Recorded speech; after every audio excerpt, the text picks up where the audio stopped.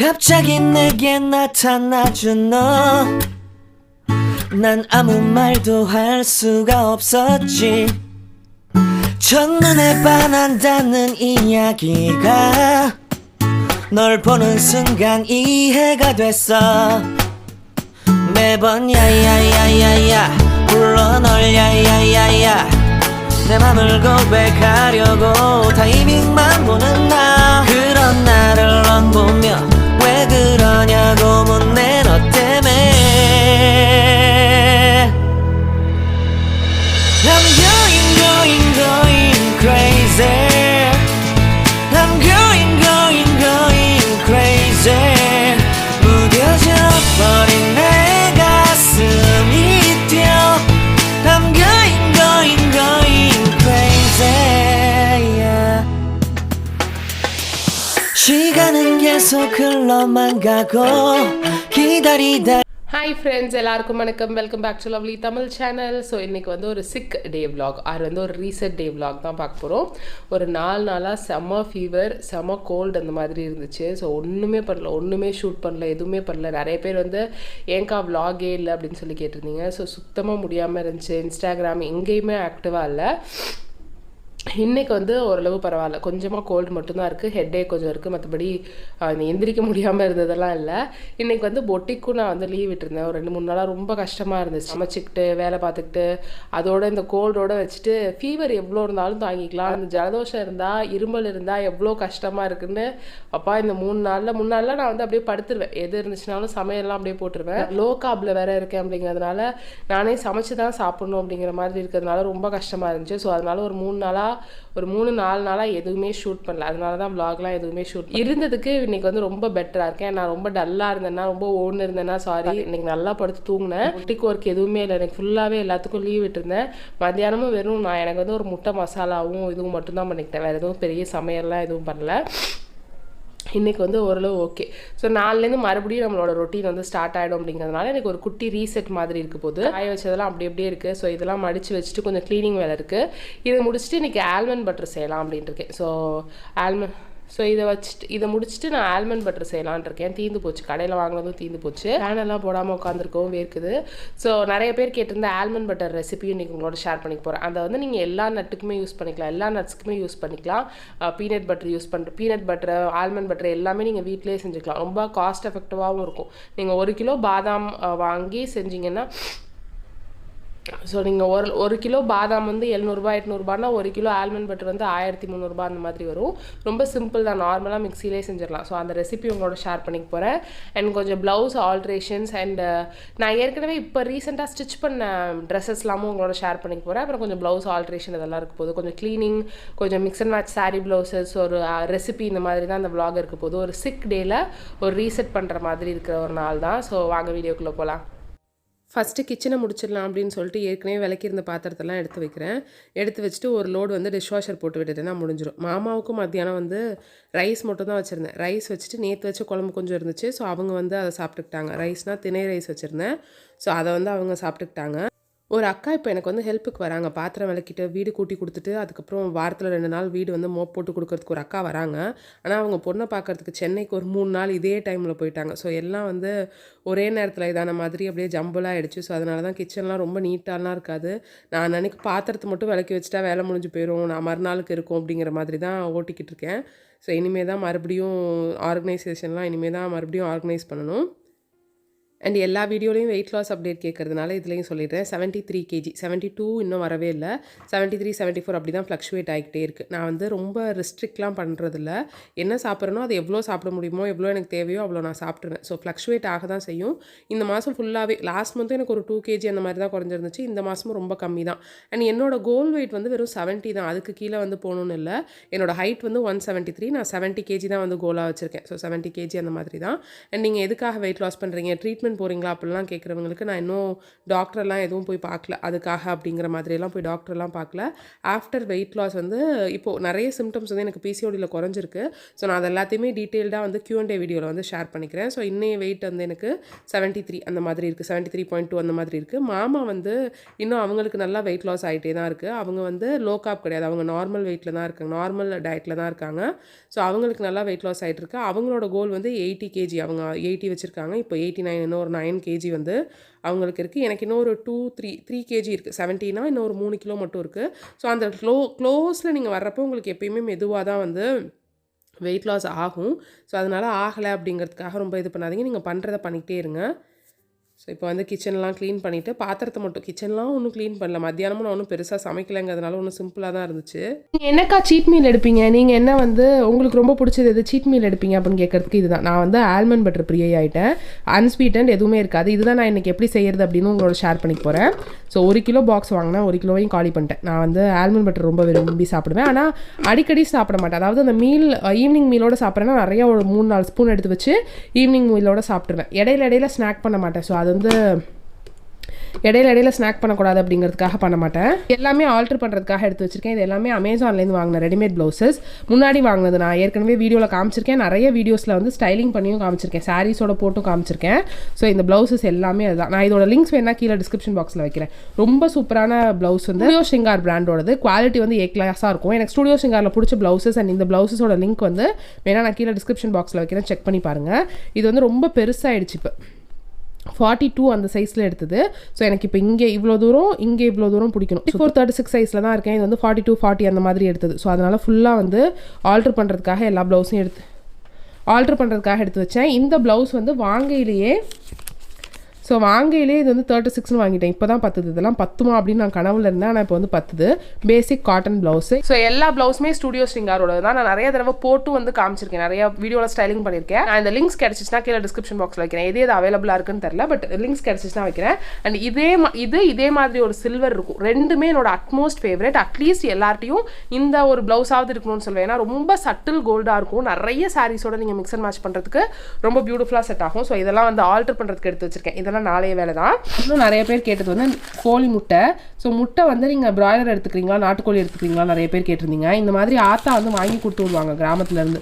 So ஆத்தா கிராமத்துக்கு போகையில் அங்கே சொல்லி வச்சு வாங்கி கொடுப்பாங்க. ஸோ இந்த மாதிரி வாங்கி கொடுக்கையில் நான் வந்து பிராய்லர் முட்டை இந்த நாட்டுக்கோழி முட்டையே எடுத்துக்குவோம். நாட்டுக்கோழி முட்டை தீர்ந்ததுக்கப்புறம் ஆத்தா வந்து இன்றைக்கி தான் அந்த நாட்டுக்கோழி முட்டை கொடுத்து விட்டுட்ருக்காங்க. இப்போ ஒரு 3 நாளாக பிராய்லர் முட்டை தான் எடுத்துக்கிறேன். ஸோ முட்டை வந்து கிடைக்கிற அன்னைக்கு நாட்டுக்கோழி முட்டை, கிடைக்காதப்போ வந்து பிராய்லர் முட்டை இப்படி மாற்றி தான். சோஃபாவில் போட்ட துணியெல்லாம் அப்படியே இருக்குது. அதை சரி பண்ணுறதுக்கு முன்னாடி நான் இப்போ ரீசெண்டாக ஸ்டிச் பண்ண ட்ரெஸ்ஸஸை வந்து ஷேர் பண்ணிக்கிறேன். ஸோ இது வந்து ஃபஸ்ட்டு ட்ரெஸ். இதில் நான் காட்டுற எல்லா ஃபேப்ரிக்ஸுமே என்னோட பொட்டிக்கில் இருக்கிறது தான். தெரியாதவங்களுக்கு எனக்கு ஒரு ஃபேப்ரிக் பொட்டிக் இருக்குது. அண்ட் இந்த ஃபேப்ரிக்ஸ் எல்லாமே சோல்ட் அவுட் ஆன ஃபேப்ரிக்ஸ். இந்த கடைசி பிட்டு துணி இருக்குன்னு சொல்லுவாங்கல்ல, அந்த மாதிரி பிட்டு துணி எடுத்து வச்சதுலேருந்து ஸ்டிச் பண்ணது தான். இது வந்து கலம்காரி ஃபேப்ரிக்ஸ். இது 1 மீட்டர், இது 1 மீட்டர்னு இருந்துச்சு. இது கலம்காரி ப்ளவுஸ் பண்ணிக்கலாம் அப்படின்னு வச்சுருந்தேன். அப்புறம் இது ரெண்டும் ஒரே பேட்டர்னா இருக்கும். ஓகே, இந்த மாதிரி ஸ்டிச் பண்ணிக்கலாம் அப்படின்னு சொல்லிட்டு ஜஸ்ட் ஒரு மிக்ஸ் அண்ட் மேட்ச்ல வந்து பண்ணியிருக்கேன். பேசிக் ஏலைன் ட்ரெஸ் தான், சும்மா வீட்டில் போட்டுக்கிறதுக்கு பண்ணது. சரி, இதுவும் அதே மாதிரி தான். இது வந்து 1 மீட்டர் அளவு கூட இல்லை, 3/4 மீட்டர் அந்த அளவு தான் இருந்துச்சு. இதுவும் வந்து டூவல் கலர் மாதிரி தான். இது ரெண்டுமே ஒரே மாதிரி. ஆனால் இது வந்து கொஞ்சம் கீழே வந்து ட்ரையாங்கிள் ஷேப்ல இருக்கும். ஸோ ஒரு ஐடியா கிடைக்கும் அப்படிங்கிறதுக்காக தான் இதை ஷேர் பண்ணிக்கிறேன். இது வந்து ஒரு ட்ரையாங்கிள் ஷேப் மாதிரி கீழே வந்து கொடுத்துட்டு மேலே பேசிக்காக ஒரு normal top, dual colour top. வந்து நான் முன்னாடியே வாங்கி வச்சிருந்த ஃபேப்ரிக், நம்ம பொட்டிக் ஃபேப்ரிக் கிடையாது, நான் முன்னாடியே எப்பயோ வாங்கி வச்சிருந்த ஃபேப்ரிக். இதில் வந்து பேசிக்காக ஒரு குர்த்தி, கையில் மட்டும் ஒரு சின்ன ஃபில் டீட்டெயில் மாதிரி வச்சிருப்பேன். இதுவும் வந்து ஒரு கலம்காரி மேக்ஸி கவுன் தான். என்னை பற்றி தெரியாதவங்களுக்கு நான் ஒரு மேக்ஸி பைத்தியம். எனக்கு ஃபுல் மேக்ஸிஸ் வந்து ரொம்ப பிடிக்கும். வாங்குறது, தைக்கிறது எல்லாமே எனக்கு ஃபுல் மேக்ஸிஸ் ரொம்ப பிடிக்கும். ஸோ இது வந்து ஒரு கலம்காரி ஃபேப்ரிக். இதில் வந்து இந்த மாதிரி இது நம்மக்கிட்ட இருந்த ஃபேப்ரிக் தான், கிட்ட இருந்துச்சு. ஒரு ஃபுல் சர்க்கிள் அனார்கலி மாதிரி பண்ணிட்டு இந்த கலர் ஒரு பிளெயின் ப்ளூவில் வந்து பேட்ச் அப் பண்ணிவிட்டு இங்கே ஒரு சின்ன பவு டீட்டெயில் மாதிரி கொடுத்துருக்கேன். ஸோ இதுவும் வந்து ஸ்டிச் பண்ணது தான். இது நான் பொட்டிக் ஸ்டார்ட் பண்ணி கொஞ்ச நாள்ல அந்த ஃபேப்ரிக் அப்பையிலேருந்து அப்படியே வச்சிருந்தேன். இதை தான் ஸ்டிச் பண்ணணும்னு முடிவு வச்சிருந்தேன். ஆனால் நான் வந்து ஸ்லிம் ஆனதுக்கு அப்புறம் தான் ஸ்டிச் பண்ணுவேன் அப்படின்னு வச்சிருந்தேன். ஸோ இது வந்து ரீசெண்டாக ஸ்டிச் பண்ணது. பேசிக் அனார்கலி டைப், ஃபுல் சர்க்கிள் மாதிரி இருக்கும், நிறைய ஃப்ளேர் இருக்கிற மாதிரி இருக்கும். ஸோ ஃபுல் சர்க்கிளில் 4.5 மீட்டர் கிட்ட இருந்துச்சு. ஸோ 4.5 மீட்டரையும் முடிஞ்ச வரைக்கும் டாப்பை சின்னதாக பண்ணிட்டு இதை வந்து நல்லா நிறைய ஃப்ளேர் கொடுத்துருந்தேன். ஸோ பட்டன் பிளாக்கெட் வச்சுட்டு இங்கே பட்டன் வச்சிருக்கேன். ஸோ ஆக்சுவலாக இந்த பட்டன் வந்து இன்னும் இங்கே நடுவில் ஒன்று இருந்தால் நல்லா இருக்கும்னு தோணுது. ஸோ இது 2 மட்டும் ரிமூவ் பண்ணிட்டு இன்னும் ஒரு 3 பட்டன் வர மாதிரி வைக்கணும். இதுவும் வந்து ஒரு ஃபுல் லென்த் மேக்ஸி. ஆனால் இது வந்து ஹாஃப் சர்க்கிள் ஸ்கர்ட் தான். ஸோ இதில் வந்து நிறைய இருக்காது, இந்த ஃப்ளேர் வந்து நிறைய இருக்காது, ரொம்ப சிம்பிளாக இருக்கும். பட்டன் பிளாக்கெட் வச்சு ஒரு பட்டன் கொடுத்துருக்கேன். இதெல்லாம் வந்து பேசிக் தான். இதுக்கு வந்து டுட்டோரியல் வந்து நம்ம தையல் சேனலில் போட்டிருக்கேன், மேக்ஸி ட்ரெஸ்ஸஸ்க்கு போட்டிருக்கேன். அந்த ட்ரையாங்கிள் இதுக்கெல்லாம் தான் போட்டதில்ல. அப்புறம் இதுவும் அப்படிதான், இதுவும் வந்து பேசிக் மேக்ஸி தான். அம்மாவுக்கு வந்து நான் வீட்டில் வந்து இந்த மாதிரி ட்ரெஸ்ஸஸ் போட்டால் பிடிக்கும். ஸோ அதனால என்கிட்ட இருந்த ஃபேப்ரிக் எல்லாத்துலேயுமே இப்போ ரீசெண்டாக நான் கொஞ்சம் ட்ரெஸ்ஸஸ்லாம் ஸ்டிச் பண்ணேன். அதெல்லாம் தான் அது முன்னாடியே எடுத்து வச்சிருப்பேன். நான் டீக்ளட்டர் வீடியோவில் கூட சொல்லியிருந்தேன், முன்னாடியே நான் வந்து கொஞ்சம் சல்வார் சூட்ஸ்லாம் எடுத்து வச்சிருக்கேன் அப்படின்னு. ஸோ அந்த சூட்ஸ் எல்லாம் கூட டாப் மட்டும் ஸ்டிச் பண்ணேன். பேண்ட் எப்பயுமே வந்து லெகின்ஸ் போட்டு பலாசோ மாதிரி ஸ்டிச் பண்ணுறதுக்கு மட்டும் தான் பேண்ட் ஸ்டிச் பண்ணுவேன். மற்ற எல்லாத்துக்குமே லெகின்ஸ் போட்டுப்பேன். ஸோ இதெல்லாம் அப்படி அப்படியே சும்மா ஜஸ்ட் அப்படியே ஸ்டிச் பண்ணுது. ஸோ ஜஸ்ட் ஒரு பேசிக். நான் எல்லாமே தெளிவாக தெரியும்னு நினைக்கிறேன். இது 2ம் மாமாவுக்கு வாங்கினது. ஸோ இது ஏன் நான் அவங்களோட ஷேர் பண்ணிக்கிறேன்னா, மாமாவுக்கு நான் வந்து 4XL 3XL அப்படி தான் வந்து டிஷர்ட் எடுப்பேன். 3XLலாம் கூட பார்த்தாது, 4XL அந்த மாதிரி தான். 115 கிலோ அப்படிங்கிற 4XL தான் எடுப்பேன். இந்த வாட்டி அவங்களுக்கு வாங்கின டிஷர்ட் வந்து எல் சைஸில் வாங்கியிருக்கேன். இது வந்து அமேசானில் வாங்கினேன். பர்ஃபெக்டாக கொஞ்சம் லூஸாக இருக்குன்னு கூட சொல்லலாம், அந்த மாதிரி இருக்குது. 99க்கு சூப்பர் ஒர்த்து. அவங்களுக்கு இன்னும் கூட கொஞ்சம் டிஷர்ட் போட்டேன். நான் ஃபர்ஸ்ட்லாம் வந்து மாமாவுக்கு வாங்குற எதையும் பெருசாக காட்ட மாட்டேன். ஆனால் இப்போ இன்ஸ்டாகிராமில் நிறைய சேட் பண்ணல, இல்லைக்கா நான் வாங்குறதுக்கும் வந்து அது யூஸ்ஃபுல்லாக இருக்குது. நிறைய ரிவ்யூஸ் வந்து நமக்கு பொண்ணுங்களுக்கு போட்டுக்கிறதுக்கு நிறைய ரிவ்யூஸ் இருக்குது. இப்போ பசங்களோட ட்ரெஸ்க்கு பெருசாக இல்லைன்னு சொல்லியிருந்ததுனால இப்போ வாங்கினேன்னா நான் காட்டுறேன். என்னோட எல்லா பேண்ட்டுமே ஒரு பேண்ட் விடாமல் எல்லா பேண்ட்டும் தொலான்னு கலண்டு விடுவது. பெல்ட் போட்டால் கூட இது இல்லை. அவங்களோட பெல்ட் கூட லூஸ் ஆயிடுச்சு. இப்போ வந்து அவங்க 90 உடைச்சிட்டாங்க. ஆக்சுவலாக அதான் அவங்களோட பெரிய கோலாக இருந்துச்சு. 90 உடைச்சிட்டு இன்னைக்கு தான் 89.5 அந்த மாதிரி இருந்தாங்க. பேக் பேண்ட்ஸ்லாம் கூட ரொம்ப லூஸ் ஆயிடுச்சு. சரி காட்டன் பேண்ட் மட்டும் எடுக்கலாம்னு சொல்லிட்டு இந்த 2 காட்டன் பேண்ட் எடுத்திருந்தேன். ஒன்று தான் வந்திருக்கு, இன்னொன்று வரல. 2 ஒரே பிராண்ட் தான். ஸோ இது சைஸ் வந்து 30. ஸோ இதோட சைஸ் வந்து 36ல எடுத்திருந்தேன். ஸோ இது வந்து பர்ஃபெக்ட் ஃபிட்டிங்காக இருக்குது. இடுப்பு மட்டும் கொஞ்சம் லூஸாக இருக்குது, மற்றபடி வந்து பர்ஃபெக்ட் ஃபிட்டிங்காக இருக்குது. ஸோ ஏற்கனவே மடிச்சிருந்தது எல்லாத்தையும் கூட நான் களைச்சி போட்டேன். ஸோ இது எல்லாத்தையும் மடித்து வச்சுட்டு நம்ம அடுத்த வேலையை பார்க்கலாம். நான் முன்னாடியும் நிறைய வீடியோவில் சொல்லியிருக்கேன் அப்படின்னு நினைக்கிறேன். எனக்கு பிடிக்காத ஒரு வேலைனா அது அந்த துணி மடிக்கிற வேலை தான். மற்ற எல்லா வேலையும் கூட நான் வந்து பார்த்துருவேன். ஆனால் அந்த துணி மடிக்கிற வேலை மட்டும் எனக்கு அவ்வளோ எரிச்சலாக வரும். அண்ட் இதுலேயும் நான் வந்து இதுவும் நான் ஸ்டிச் பண்ணது தான். இது வந்து நான் வந்து கேதரிங் ஸ்லீவ்ஸில் ஸ்டிச் பண்ணியிருக்கேன். பழசு ஆல்ட்ரு பண்ணும். ஸோ அதனால் அங்கே கொண்டு போய் வச்சுருன்னு சொல்லிட்டு இருந்தேன். நிறைய பேர் வந்து வெயிட் லாஸ் ஸ்டார்ட் பண்ணியிருக்கதா சொன்னீங்க. ஸோ உங்களோட கோல் வெயிட் என்ன, நீங்கள் இப்போ என்ன வெயிட்டில் இருக்கீங்க, உங்களோட ஜேர்னி எப்படி போகுது அப்படின்னு சொல்லுங்கள். அண்ட் அந்த Q&A வீடியோ வந்து நான் சீக்கிரமே என்னால் நல்லா பேச முடிஞ்சதுக்கப்புறம் உட்காந்து கண்டிப்பாக பேசுகிறேன். எனக்கு உண்மையிலேயே பேசுறது கொஞ்சம் கஷ்டமாக இருக்கிறதுனால தான் அந்த வீடியோஸ்லாம் நான் இன்னும் எடுக்கலை. இதுவும் இப்போ ரீசெண்டாக ஸ்டிச் பண்ண ஸ்கர்ட் அப்படின்னு சொல்லிட்டு இருந்தேன். நிறைய இப்போ வந்து ஸ்கர்ட்ஸ் அந்த சைஸ் ஃபுல்லாகவே மாறினதுனால எதுவுமே வந்து இது பண்ண முடியல. ஸோ அதனால் இப்போ புதுசாக வந்து நான் ஸ்டிச் பண்ணிக்கிறேன். வாங்காமல் வந்து ஸ்டிச் பண்ணிகிட்ருக்கேன்.